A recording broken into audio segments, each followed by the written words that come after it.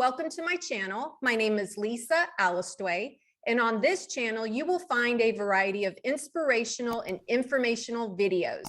So if that sounds good to you and you haven't subscribed, please subscribe. My guest this week is Momina Salim, who is a functional medicine health coach who helps parents and their children with ADHD, hyperactivity, inattention, and behavior issues. She is also the host of the Helping Children Thrive podcast. I will be linking her information down below in the description box.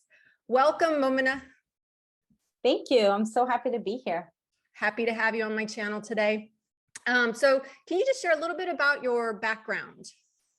Yeah. So traditionally, I've always worked in public health. So I've worked with pregnant women and children. So that's kind of been the area that I have kind of worked in. And then I got sick and I went everywhere to get answers to see, what was wrong. I went to so many doctors, got all kinds of diagnoses, and, I really didn't get any answers. Like everyone just told me, here are some pills, try them, let's see if it works. It didn't, and it didn't. It just made me worse as time went by. I had a 6-month-old at that time, and I couldn't cope. Like I had a diagnosis of chronic fatigue syndrome, and I was like, how am I going to raise this little human? And how am I going to be the mom that I want to be when I don't have answers? I'm constantly tired and fatigued. And so that kind of took me down this rabbit hole of saying, okay, I need to take control of my own health and look for answers for myself. And so that's really what I did. I kind of started to, read more, and that's where I stumbled across functional medicine. And I started to make a lot of those changes, and the changes and the improvement that I saw in my own health were just so amazing that I felt that I had to share this information with everybody else. And since I've always worked with children, I just felt like it was the best way was, to train as a functional medicine health coach. And then I went and I did some more certifications in working with children. And I just, dove right into helping children. And then, I just moved on to working with children with ADHD, because so many of our children are facing these diagnoses every day. And, for those kids that don't have those diagnoses, parents are experiencing those symptoms on a daily basis, and they're confused and they're kind of dealing with so much. And so, that's what inspired me to kind of get into that and start working and supporting these parents. Awesome. Awesome. So you decided to become a functional medicine health coach, and your specialty is on child ADHD. So can you tell us exactly what is child ADHD? Yeah, so ADHD is basically characterized in a few different ways, right? So no two children would have exactly the same symptoms. Mm-hmm. It's really a spectrum of symptoms that we try to see. And some of the most salient things that we see as ADHD in children are things like hyperactivity, things like inattention and focus issues. We have like mood disorders, and we'll hear parents say that, my child, once they get upset, it's hard to get them back and out of that. They stay upset for long periods of time, or, just irritability and mood swings and things like that. So we see a lot of that in children, and now we're starting to see that quite earlier on. So if you go to a practitioner to get your child diagnosed, they would most likely, give them that diagnosis starting age 6. But what we're starting to see is children way before that starting to express a lot of those behaviors, especially of hyperactivity.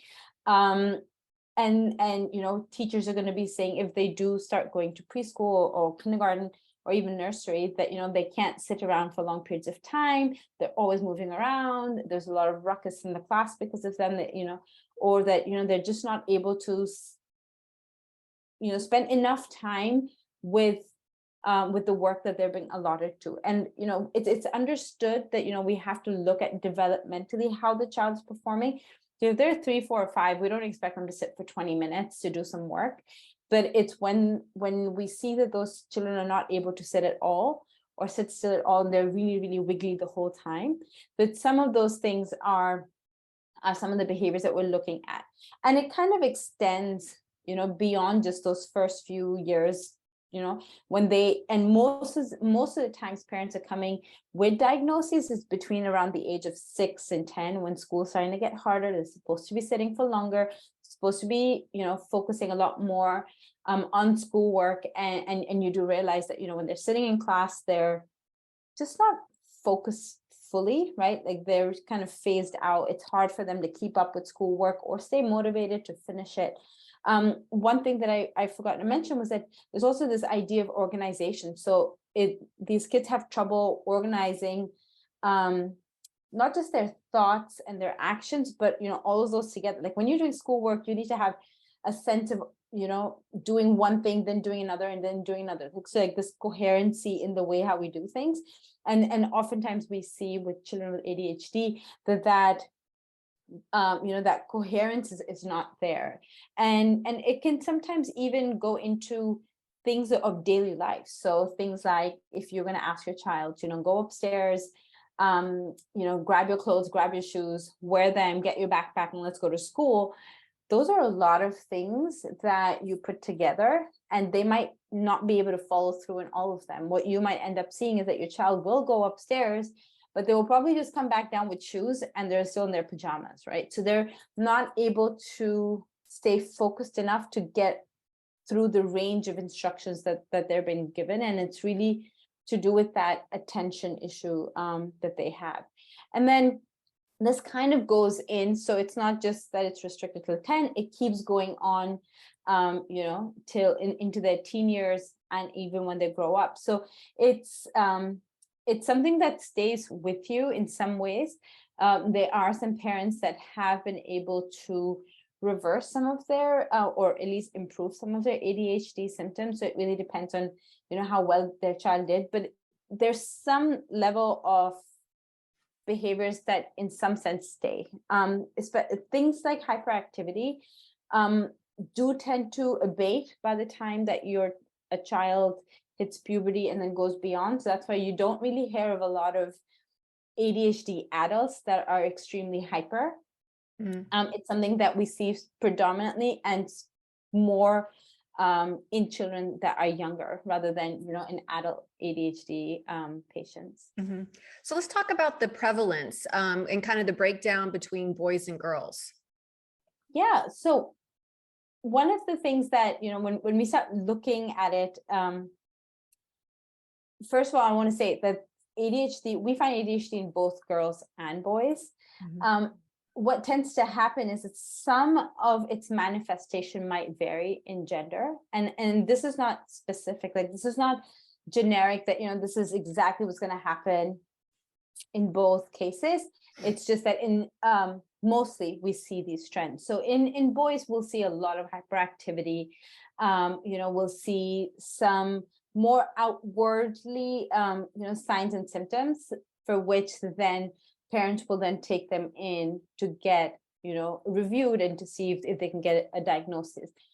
With girls, a lot of times we'll see this more phased out lack of focus, lack of attention. And what tends to happen is that they kind of recluse into themselves. And so they kind of get missed because they're not hyperactive. They're not jumping up and down in class.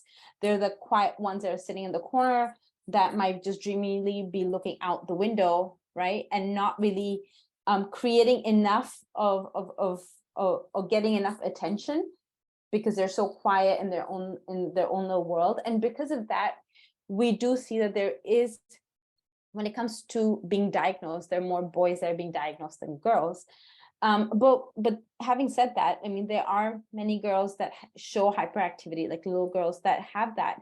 And so because of that hyperactivity, which acts like such a big red flag, you'll see a lot of those kids getting their diagnosis. And so it's really about how severe those symptoms of ADHD are that, allow parents to go and get their kids diagnosed. So those that are a little bit more quieter and mellow and the ones that are more like spaced out, like I mentioned, they don't really get flagged early enough. It's really when they start struggling with schoolwork over time that we see, that is when they want to get more help. Okay, so let's talk about how it's diagnosed. Sometimes it's, the teachers that recognize some signs and symptoms with their observation, but that's not the authority. They need to go see a doctor, physician. So can we talk about what kind of criteria they're looking at to get the actual label, the diagnosis of ADHD? Yeah, so a lot of these behaviors that I've been talking about are some of those that doctors will be looking at, right? And they want to see a few of these together, right? It's not just enough to say that my child is hyperactive to say, or to warrant to get an ADHD label.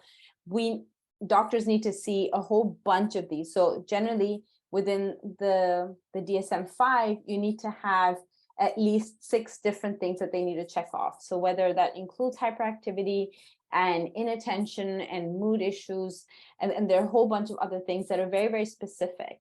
And so that is also one of the reasons why doctors don't like to give a diagnosis before a child is 6 years old, because some of these things could just be, the fact that the child hasn't matured enough to show those behaviors. And so that's why they kind of shy away from giving a diagnosis. But having said that, yes, going to a doctor to get a correct diagnosis is extremely important, because they're really rigorously going to go through that checklist to make sure that they're, getting all 6 of those behaviors to be able to give that diagnosis. And when you say doctor, you mean psychiatrist? Yes. Mm-hmm.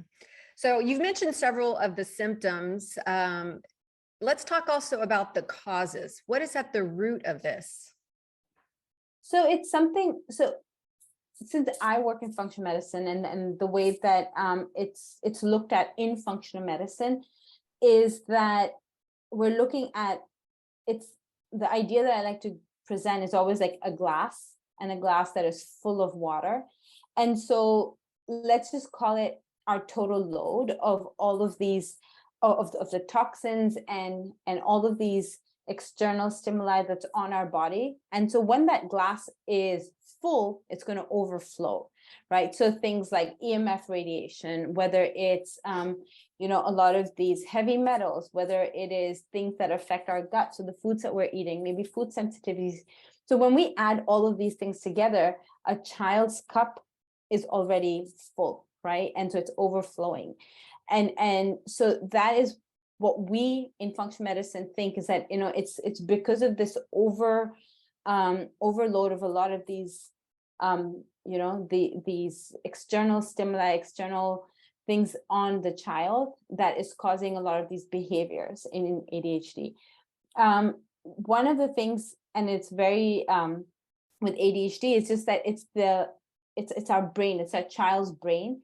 And it's basically the connection between the gut and the brain that sees this, this breakdown. And that's really what is causing a lot of that. Okay. So it is very individual specific, because no 2 children are the same. They could be exposed to the same stimuli and have different responses. I had an attachment specialist on my channel a few months back, and he had mentioned something about that ADHD might be related to attachment, insecure attachment with the parents or the caretakers. Have you seen anything on that? I actually haven't seen anything like that, but I can't see that could happen, because our nervous system is so intrinsic to the way that we grow and our bodies mature. So as you can imagine, kids are so small and they're so fragile. And emotional stimuli have a huge impact on the way that our bodies function, right? And it causes a lot of stressors on the body. And so what we're starting to see is all kinds of stress.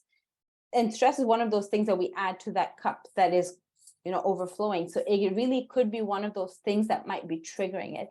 It might not be the only thing that's triggering it, but it could be one of the many things that is triggering it. Okay.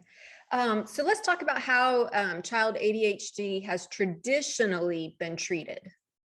Yeah. So when you go to a psychiatrist, what they would generally do is they would look at, your child's behaviors and their symptoms, and they would choose between a medication. So whether it's a stimulant or a non-stimulant medication, they mostly start off with the stimulant medication, and only when they see the child is not responsive so well to a stimulant medication, they'll move to a non-stimulant medication.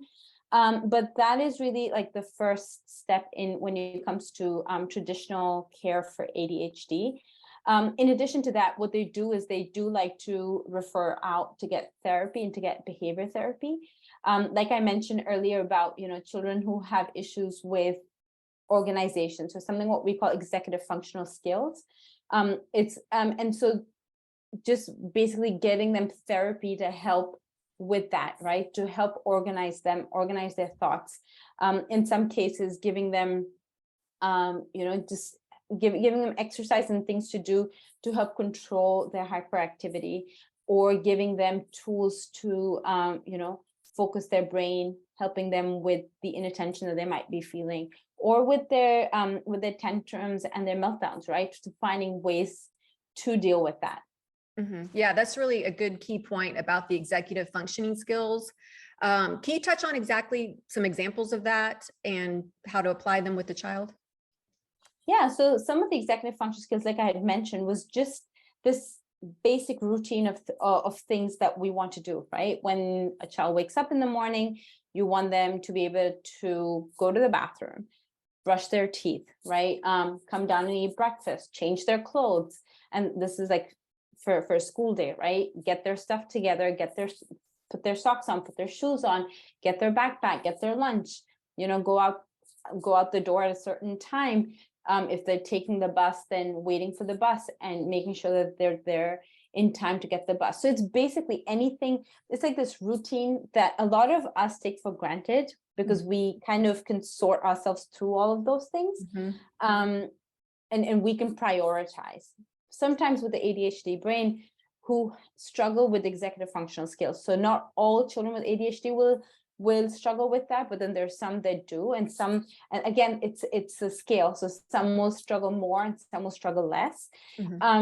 So what I've seen that works really well with a lot of children is giving them prompts. And what I find that helps a lot is giving them prompts in notes, right? So whether if they're not able to read, giving them visual cues. So putting like a list by their bed, then giving them a list by outside their bathroom door. So when they wake up, the first thing they see is go to the bathroom, use the bathroom, brush your teeth, wear your clothes. And so just giving them this visual idea of what and how to do things in the order that they're supposed to do it really, really, really helps them sort and prioritize what they need to do, right? And so I've seen that helps a lot. And that doesn't just help children. I've seen that help with adults as well. And I actually spoke to somebody on my podcast, and they spoke about how they put a whole list right by their front door so that they didn't forget, right? Because as you get older, your responsibilities are way greater. And then if you're a mom with ADHD, you have to take care of your child and their needs as well. So it's really that same idea that you start those behaviors when you're younger.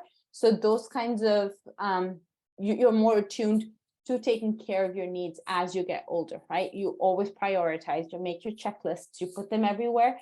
That reminds you to do a lot of things. Awesome. So let's talk about some of the pros and cons of taking the ADHD medication, since that seems to be, the traditional way that, it's being treated. Yeah.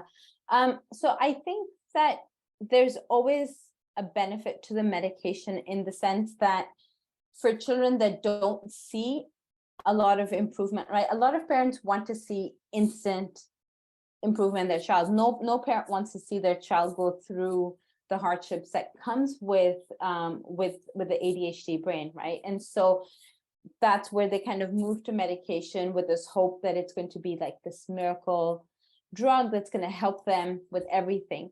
But unfortunately, we don't really see that happen all the time, right? With some kids, we see it work amazingly, but more often than not, we see children that struggle on the medication, and they have to go through many different iterations of the medication, whether they have to titrate the dose, whether they need to change the medication to another brand, or move completely from stimulant to non-stimulant medication, right? And so, and then along with that comes a lot of side effects as well for some children, and that again is on a scale of extreme to not very extreme, right? So side effects also vary by child, because like we said, you know, our bodies are so individual that our experience with anything, so even twins will have completely different experiences for the same medication, and they share the same DNA. So, you know, there is this environmental influence that we have on our bodies that really change the way how we respond to medication as well. So in that, you know, so that is really where the con is for the medication, where you can have a lot of side effects. Just being on the medication as well. I've spoken to so many parents that say that their child is a completely different child when they're on medication, and not necessarily for the better, because they just feel like they're so removed and so aloof and so emotionally you know, not present. And the moment the medication wears off, they start to see you know, glimmers of who their child's real personality is come back. But then there are other parents. Does it create a flat effect like some of the So in many SSRIs? kids, yes, it does. But then there's some kids that thrive on it, right? And those are, at least in my experience, those kids that do well with it are those whose main concern is attention. And if they get the right medication with the right dose, it really helps them focus, right? It helps them just sit and get through all of their work, right? And so it might not address a lot of the other symptoms that they might be having, but at least when it comes to attention, I've seen that really helps. So what are some of those specific side effects that you're talking about? So it can vary again with children, right? It can be extreme irritability. It can be, in some cases, you can have palpitation and, you know, increased heart rate. For others, you can see increased hyperactivity. So where it's supposed to be helping with the hyperactivity, it's not. And so their kids are just, you know, they're just not having it. Their tantrums and meltdowns. So there's a whole range. And that's another con of going on the medication, is when the parents are taking it, they're really not sure what they're going to, which version of their child they're going to get when they're starting that medication, or when they're titrating the dose up or down. Right. And so, yeah, that's one of those. So in this, how about like the misdiagnosis that might be going on, and people taking medication when they don't really need it, and that's why it's not working, and they should have been diagnosed with something else? How much of that do you think is happening?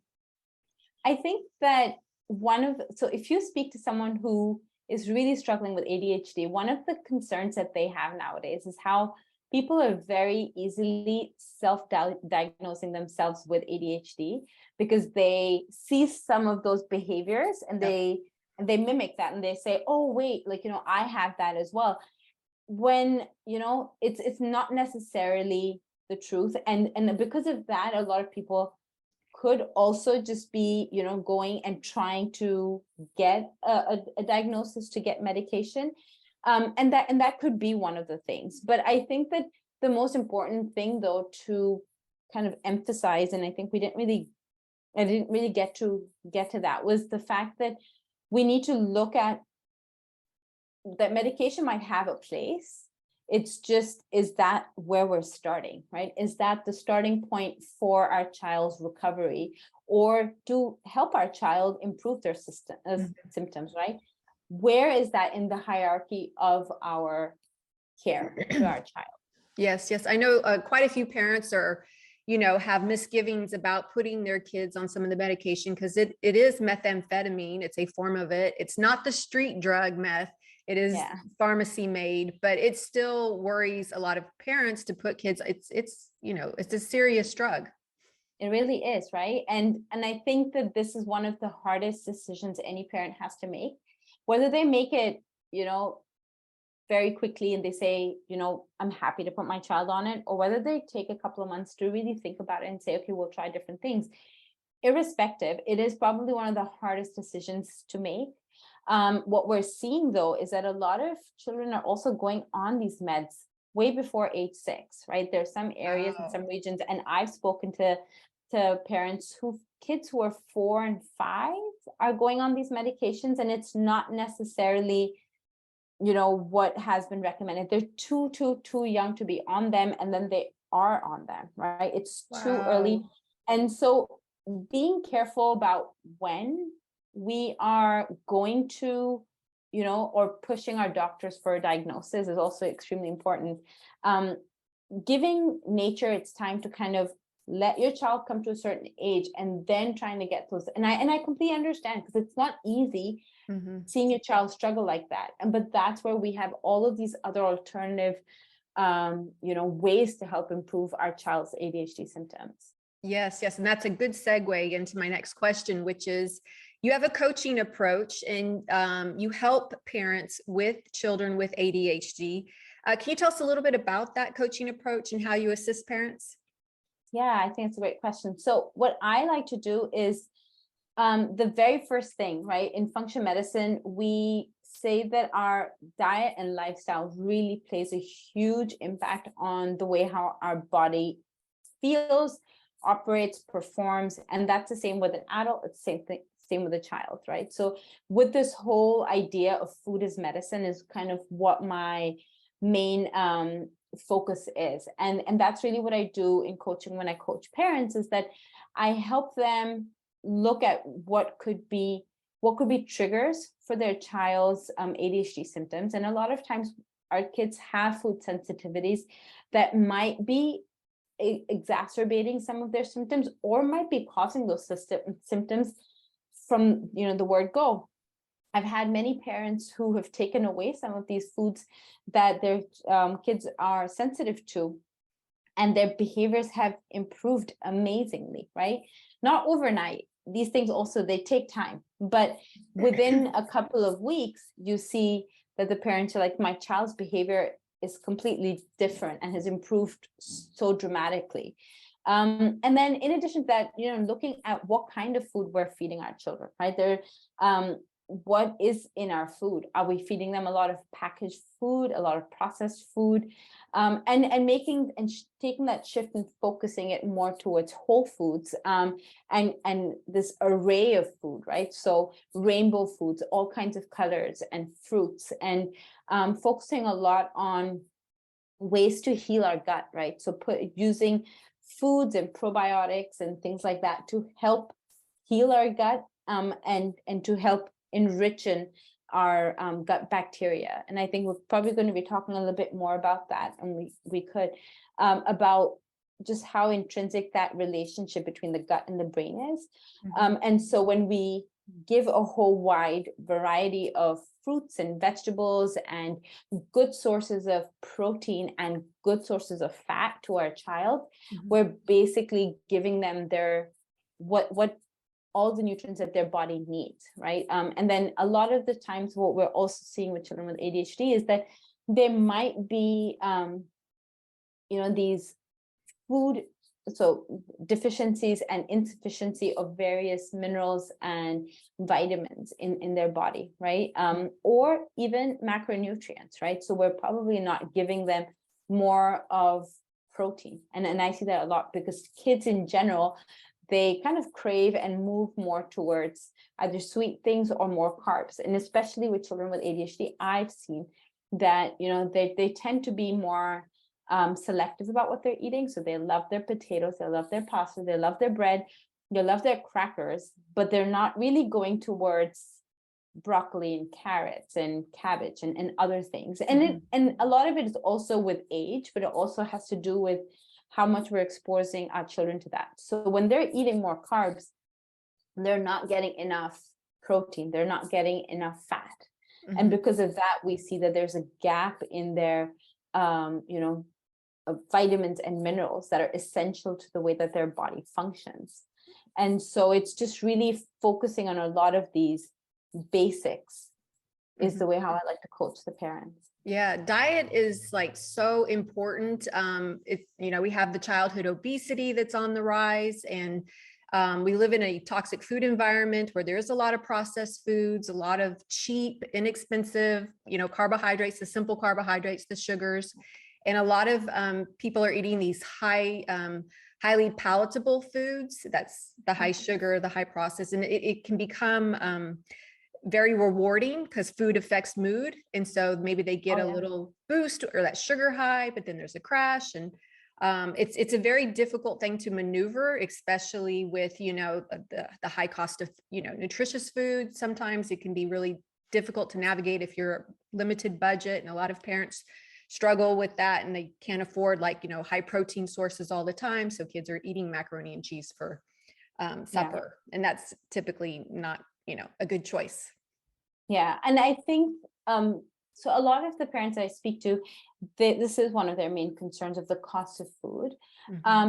But when you actually sit down to looking at prioritizing food, and you look at the cost breakdown of food over like packaged food that you're getting, is pretty much coming to the same thing. And this is not talking about food that's organic, right? This is just looking, the first step is trying to get more variety. The next step after that is trying to get cleaner sources. So, getting mostly organic food and higher, cleaner sources of protein. But if we just look at the first step, because I think that instead of overwhelming parents, it's easier to go step by step. Because if we do one thing and we achieve that, and then we make other goals and we start building on those achievements that we've had and the successes and gains that we make, it's much easier for parents to make those, and make these lifelong, right? Because we want these to be longer lasting, lifelong changes, and kind of like woven into the fabric of that family for longer periods of time. So when we're talking about, highly palatable processed food, it's something as a family you come together and you say, we want to move away from that. And one thing that really helps to really take that home is when you start making those changes and you start seeing those changes. And when that child starts feeling those changes, right? When they feel within their body that they're happier and they're struggling less, it's harder to give that child that highly processed food again, because they know what it does to their body. So when it's all of this is kind of a whole learning process. You make those little changes and then they really don't want to come back from that. Yeah, especially, if you're dealing with, gastrointestinal issues like irritable bowel syndrome, if they're constipated, if diarrhea, all of that can be related to what they're eating. And if you can fix that in the diet, you can fix their gut health, they can start to feel better, because we know that like serotonin is actually produced in the gut. It used to be thought that it was in the brain. And 90% is in the gut. Yeah. Yeah. So can you speak a little bit about that diet gut health connection?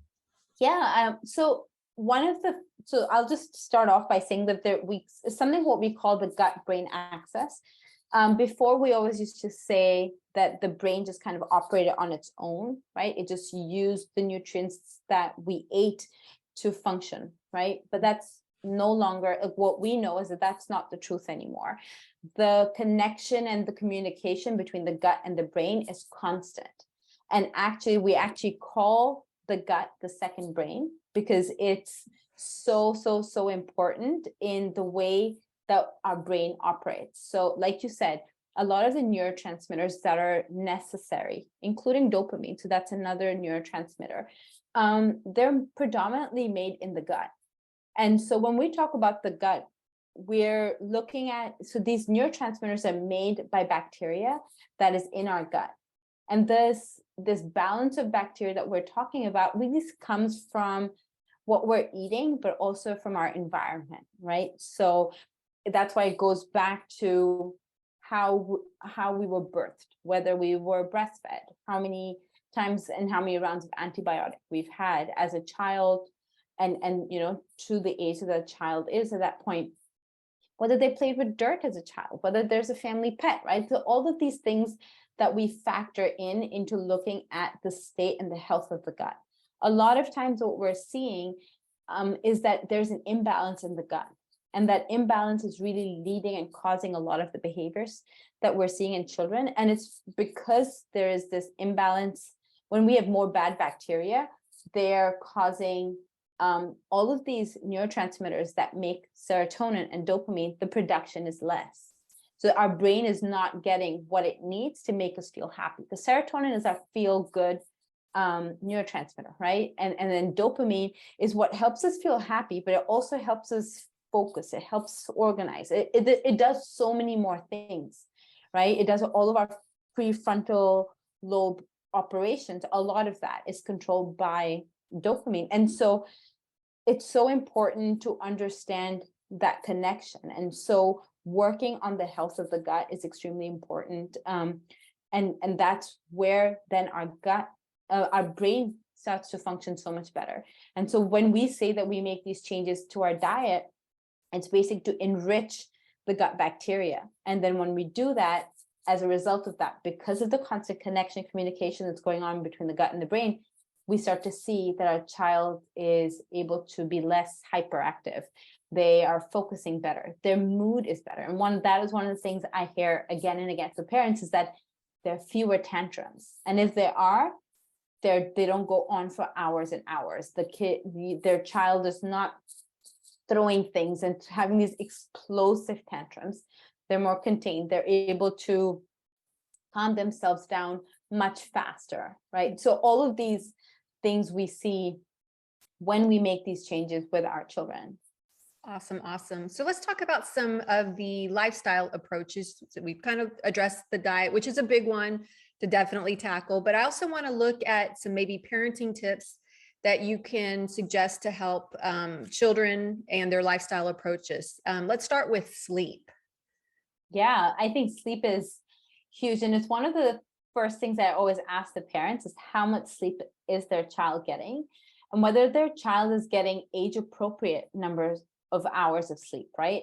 Oftentimes what we're seeing is that the child is going to bed really late. And so they're overtired. And so a lot of times, and it's something that you alluded to a while ago about whether these are whether it's actually ADHD or whether, we're kind of mirroring that behavior. And so that's really what sleep does. The parallel between a child that is overtired and a child who's hyperactive and has ADHD are very, very similar. So we want to make sure that our child consistently gets enough sleep and then see whether that has any impact on their behavior and their hyperactivity. Many times we see that it was the overtiredness that was giving us the same behaviors that look like ADHD. So making sure that they get good quality sleep is also extremely important, right? And so we were talking about the environment. So making sure that they're sleeping in an environment that is free of EMF radiation. So if you have Wi-Fi at home, making sure to turn that off at night, making sure that the sheets and the pajamas and things that your kids are sleeping in are not surrounded by and not washed in fragrance, because we see that has a huge impact on the endocrine system in the body. And because of that, we can see, again, it has a huge impact on the way that our neurotransmitters operate as well, and our gut bacteria. So all of these things affect each other. It's taking you back to that glass full idea where we're reaching total load way faster because of all of these external stimuli that's there. So sleep is intrinsic. Yes, yes. And I love feng shui because it creates an environment that's really calm. It takes away the clutter. I know somebody who as a child had ADHD and he painted his room red. And I was like, that's so not feng shui. That's like, it's like an alarming color. You don't want to put that in a bedroom. So just think about creating an environment, taking the TV out of the room, taking the phones out of the room, all of that, so that they can just, know that this is a place of rest and sleep, and they need to, aim for like 9 to 10 hours. If you're a child, you need that extra sleep more than an adult. And you want to create that peaceful environment. Yeah. And you know what? I think till kids are about 5 or 6, they still need between 10 and 12 hours. Okay.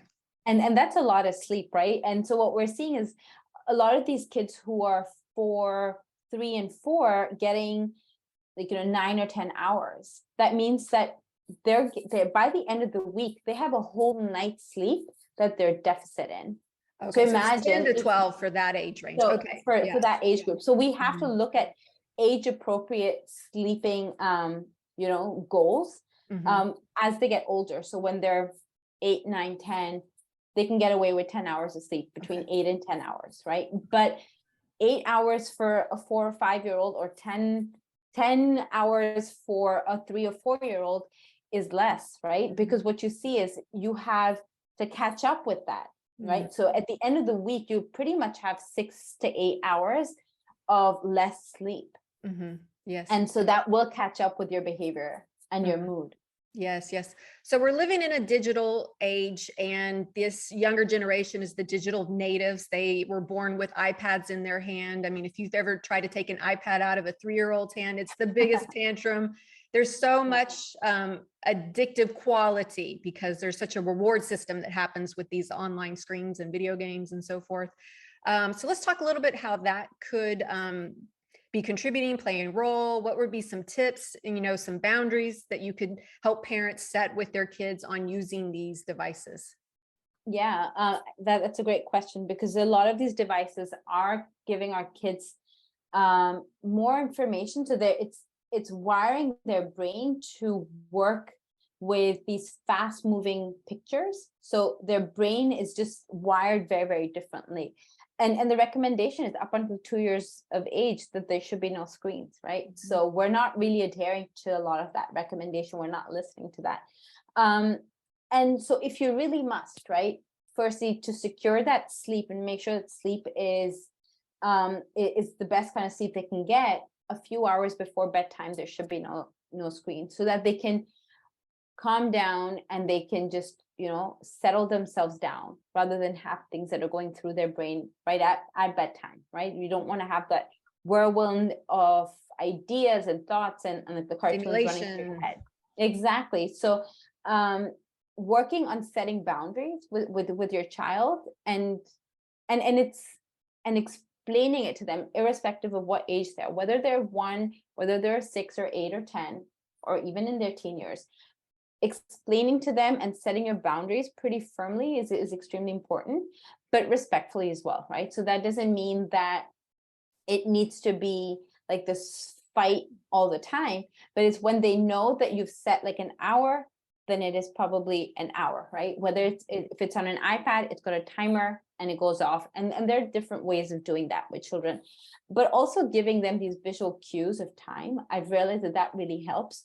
Or setting an auditory timer, right, for smaller children, that then shows them exactly that 30 minutes are up, right? And so one thing that I do recommend, and I've actually learned that from Dr. Anna. I don't know if you've heard of Anna Marie Temple. And so what she does is, if you're a child, and this is irrespective of what age they're, if they want 30 minutes of screen time, they need to do 30 minutes of exercise or some physical activity before they come to watch something on the iPad. So giving them that, getting them moving before they watch a screen really helps them at least to not stay longer on the screen for like an hour, right? If they want to watch for an hour, they have to do an hour physical activity before they do that. And that really helps because, one, you set a boundary and you know that your child has already expended their energy. And by watching a lot and by doing physical activity for a child, especially with ADHD, they've already had their dopamine hit. So they've had that dopamine level come up. And so they're not going to be seeking that through watching TV. So that's extremely important, specific to a child with ADHD, in helping balance their dopamine level. So just working with your child, working with your home, and keeping those boundaries and making sure that you kind of keep consistent with those boundaries, right? If today you say, okay, half an hour, and tomorrow you give them 2 hours, it sends them that wrong message as well. And they're confused as well of which way to go. I love that you mentioned physical activity and recreational time and making that an emphasis and a priority. Kids need to move. They're built to move. and they can get the serotonin endorphin rush through that, or the dopamine hit, like you said. And, because what are they spending their time and attention on? If it's, you need to give them other options and find whatever interest that is for them. So I love that as a suggestion. So let's talk about another area, and that is schooling. I know being a teacher is not easy. Typically they have classrooms with too many students in there. They're with all different levels, and a lot of teachers are, under resourced. They don't have the resources and the help, and so they might find like, hey, look, we need to put your kids on medication, and so they might be some of the ones encouraging it. So let's talk about that relationship that parents have with the teacher and the child in the school and around ADHD. Yeah, first, I think before I get into that, I just want to give a quick little story. So I was doing a master class live, and so one of the people that were in there and they were introducing themselves to me, she was a teacher, and she just came to learn, because more and more we're seeing that pretty much every class has at least one child with ADHD, right? We're seeing more and more of those behaviors pop up in children. And it's sooner and sooner. So it's not just like in grade school, we're seeing that in kindergarten, nursery as well. So and daycare. So we're starting to see those behaviors. And so, there are loads of teachers out there that are trying to learn so that they can best help these children, but there are others that might not have that kind of resource. And so if you're a parent of a child with ADHD, don't shy away for firstly standing up for your child and their needs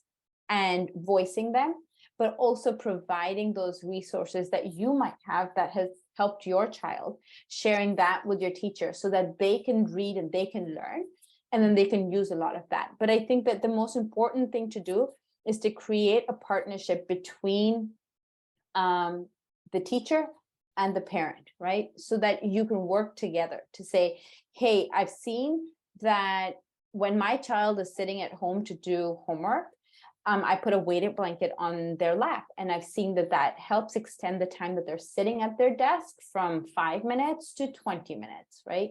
So maybe you can do that in school. Or you can say, hey, what I think that has helped, and I think that I've also spoken to my child and they get really wiggly after 30 minutes of sitting. Can you, every 30 minutes, give him or her like a 5 or 10 minute walking break, right? Let them just walk around the hallway and then come back in. And research supports these kinds of initiatives, because it shows that engagement and attention improves in a lot of children when you provide them with such accommodations, right? And these are simple accommodations. These are not accommodations that you need a 504 or an IEP for, right? These are simple things that teachers in classrooms can do, right? I've seen parents just put a piece of elastic between the legs of their children's chair, and the child just puts their foot on it or just plays with it. Or even these and I forget the name, but we see a lot of children with these Fidget spinners. Yes. And so that really helps them just kind of focus, right? So a lot of these things have been made to help these children. And so by using these and allowing the use of those things in class in a very specific way, not to kind of interfere with the running of the class, really helps. And so creating this partnership and this open lines of communication, it really helps. And sometimes, and I've heard a lot of parents say that it's not always as great as I'm making it sound, where the teacher is very receptive to all kinds of information, because like you said, they're understaffed, they have very, very limited budgets, too many children crammed up in one class. It's just way too much going on, and so they just want peace and quiet so they can get through the day every single day. But that's really where you need to come in and help support your child, right? That's where then the IEP can come in, which the state provides, right? So if you apply for it, your school's school district should provide for that, right? Especially if they have a diagnosis. And that is really why a lot of parents do go and opt for getting a diagnosis, is so that they can get that kind of support for their child in school. But then also at the same time, working with your teacher to see what kind of expectations your child can have, right? Instead of expecting them to turn in homework every single day, finding a median, right? Maybe every 3 days they do something, or changing just the way that they're taught certain things, that they're able to make accommodations for their child. So, you know, there's loads of things you can do for schooling. I've seen a lot of parents taking their children out and homeschooling as well, just because of these things. And it's hard, and it's a very personal decision to make. And it really depends on whether a parent can stay home and do that or not. But it really depends on a lot of different things, a lot of factors, because a lot of these children who have ADHD also go through a lot of mental trauma because of what they're experiencing. You know, there's a lot of name calling or finger pointing at them because people think that they look different. Also, one of the things is that in their mind, everything is, you know, aggravated a lot more than it might be. Things look a lot worse or just a lot more emotional. And so to understand from their perspective, I think parents need to kind of take all of that in and kind of make sense of what's going on. Oh, that's such a good point. Which brings me to my next question about relationships. You know, for kids that struggle with, you know, the executive functioning skills, the organization skills, the goal setting skills, time management skills, that can make it difficult to make friends, keep friends. It can affect romantic relationships down the road. It can affect work, employability. So can you touch on about relationships and maybe how you help parents assist their kids with this area? Yeah. So I think that's an extremely important question, because at the heart of it, it starts off with the kid's relationship with the parent, but also that child's relationship with their siblings. So starting off with relationships within the house and then moving on into school, right? So a lot of times you'll see that, you know, there's this emotional whirlwind, or, you know, this tidal wave that parents and the child are going through. And so what I've seen and what I help parents with is creating connection, whether it's in like 2 to 5 minute gaps. It's creating connection in a space and using an activity that child actually likes. So we know with ADHD, and you'll hear a lot of parents say, you know, but when he plays Lego, he is focused, and, you know, everything, there can be a huge alarm bell going off in the back.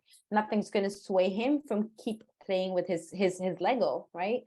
And it's about meeting him there, right? Meeting your child while your child is playing Lego, if that's what they like, or if they like playing with their planes or cars or dolls or whatever their interest is, or artwork, right? Whatever, that spending time to make connections there. And then again, when it comes to that relationship with siblings, especially, there will be a lot of fighting. There will be a lot of complaining about each other because of just the nature of, you know, of an ADHD child, right? They might be impulsive. They might throw tantrums. They might snatch. They might want them things. If they want something, they want it done right there and then, or they might just be really messy. And if they're two siblings that are sharing the room, you know, one might be very organized and one might be very messy. And so just creating, so not really allowing them to find a way to sort out a lot of those issues by you being a guide and guiding them, but not really always getting into what's going on between them. Like, let siblings deal with and find a common ground together, right? You can be on the sidelines guiding them, but you don't have to be the referee every single time, because more often than not, one or the other of the sibling will always feel left out, and you're kind of becoming the villain. And I've seen that happen so many times with parents.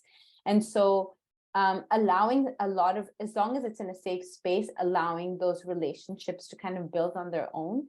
And then outside in school, right? We see, especially this aspect of impulsivity in children with ADHD, where when they're in class, they'll just blurt out whatever comes to their mouth, right? Whether it's appropriate or inappropriate. There's a lot of inappropriate silliness that might come.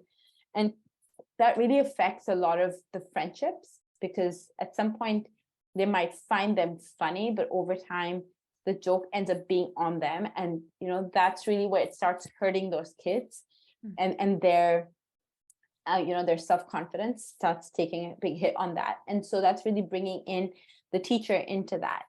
You know, therapy really helps with children, and allowing them to know that when the outside world, so whether it's friends or classmates and others, are probably either laughing or making a comment about them, helping them realize that it has nothing to do with them as a person, because their self-confidence is extremely important to work on. So, you know, parents are fighting fires in so many different ways, right? They're not just working on their diet and their sleep and their you know, their physical activity, but then they're also looking at their social emotional well-being, which is actually really, really closely tied to their recovery and the improvement of their symptoms. Because when they take that, when their self-confidence starts to take that hit, is when it gets really, really hard, because that stress keeps building up in their body and it starts to affect everything else.